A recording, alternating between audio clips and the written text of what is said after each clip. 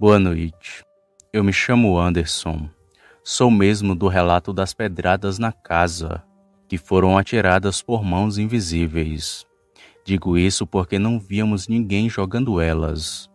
Bem, esse relato que contarei hoje aconteceu com meu padrasto, que foi na mesma cidade e bairro em que eu morava, sendo a cidade Santa Isabel, que fica no interior de São Paulo, e o bairro Jardim Eldorado, também foi na década de 90, assim como o caso anterior que já contei aqui, porém alguns anos antes. O meu padrasto nessa época dava aulas de capoeira e morávamos bem afastados da cidade, cerca de uns 6 ou 7 quilômetros longe do centro urbano, e a academia em que ele dava aulas ficava próximo do centro. Ele não tinha nenhum veículo, nem mesmo uma bicicleta, e a sua jornada era feita a pé, e mesmo que ele pegasse o ônibus, ainda assim tinha que andar um bom pedaço para chegar em casa, e obviamente que seria mais vantajoso do que vir a pé, porém ele gostava de fazer essa caminhada, pois tinha isso como exercício físico para manter a sua forma. Bem, esse bairro é muito grande e possui muitas ruas de todos os lados, e todas com subidas e descidas, tendo poucas ruas planas. Para chegar em casa, tínhamos a opção de ir pela rua de cima ou pela de baixo. Mais à frente explicarei como era lá. O meu padrasto dava aulas das 19 às 21 horas e fazia isso de segunda a sexta, pois era o seu outro meio de ganho.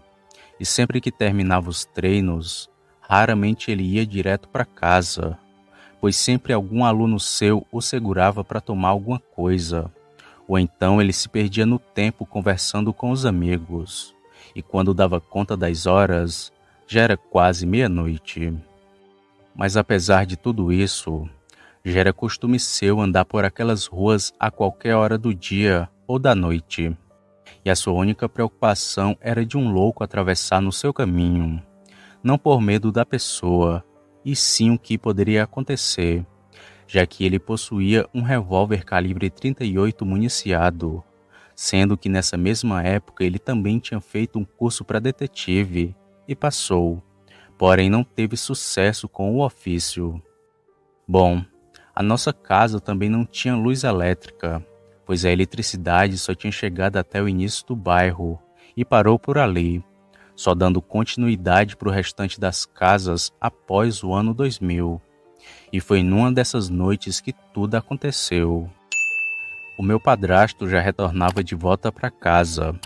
Acho que devia ser por volta das 2 da manhã, quando ele chegou na rua que se separava, dando seguimento para a de cima e a outra para a de baixo, assim como eu disse anteriormente.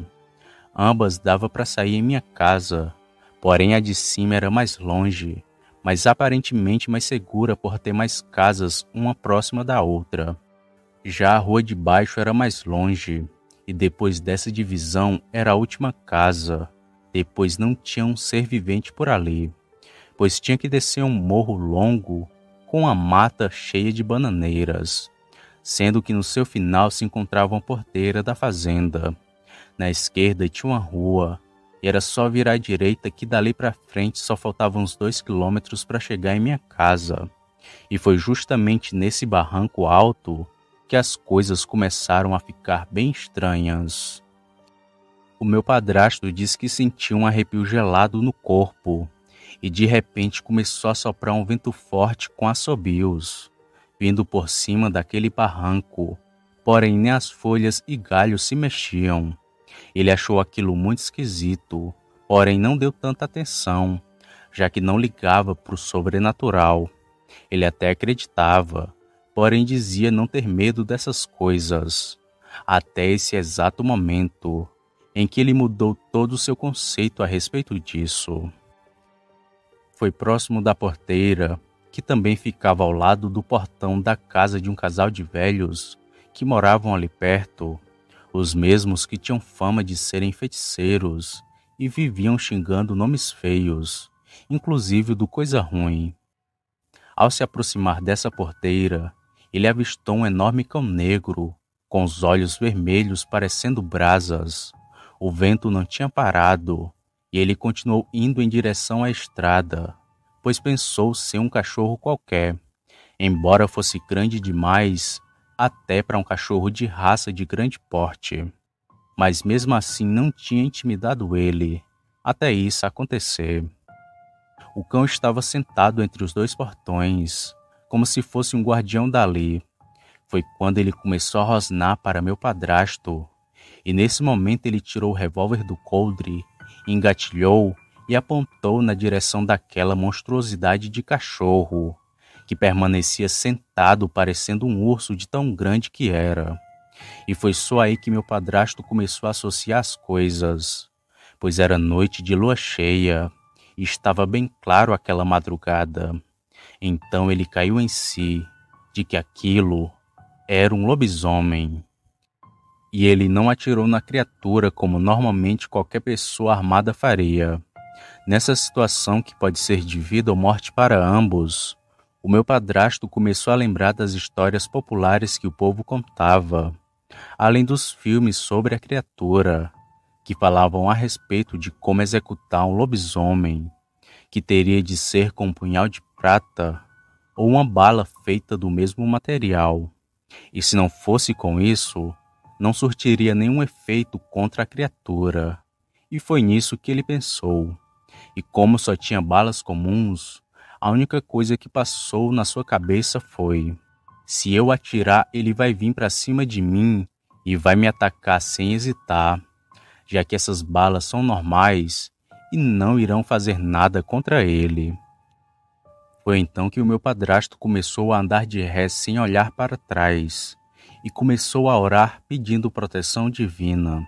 As suas palavras foram: sangue de Cristo tem poder. Jesus, me protege desse demônio. Mas o lobisomem continuava a andar devagar, mas parou no meio da rua, enquanto meu padrasto continuou a andar para trás, com seu revólver apontado na direção do bicho. E aos poucos foi tomando distância e viu que ele permaneceu parado na rua. Então ele aproveitou e saiu correndo em direção à rua de cima, que era bem mais longe e dava muitas voltas até chegar em casa. Eu só lembro de ouvir umas batidas fortes e desesperadas na porta de casa e alguém quase gritando para minha mãe abri-la. Ela foi muito sonolenta e com dificuldades para abrir a porta, mas mesmo assim ela conseguiu. Rapidamente meu padrasto entrou e fechou a porta respirando ofegante.